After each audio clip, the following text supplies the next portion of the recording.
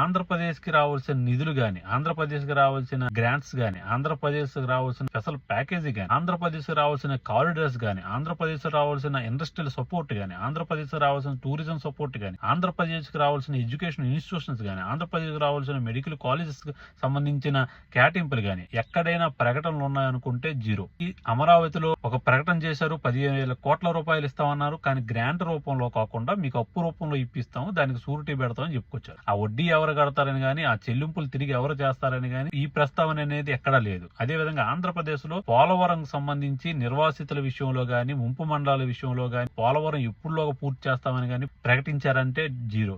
ఆంధ్రప్రదేశ్ సంబంధించి ఇంత పెద్ద బీచ్ కారిడార్ ఉంది, దాన్ని టూరిజం హబ్ గా డెవలప్ చేస్తామంటే అది కూడా లేదు. ఆంధ్రప్రదేశ్ సంబంధించి ఎన్ని వేల కిలోమీటర్ల హైవేలు కన్స్ట్రక్ట్ చేస్తాము, మెట్రోకి సంబంధించి ఎక్కడెక్కడ డెవలప్ చేస్తామంటే అది కూడా జీరో. పెట్రో కెమికల్ ఇండస్ట్రీ తీసుకొస్తామని చెప్పారు, కానీ ఆ ప్రకటన కూడా ఇందులో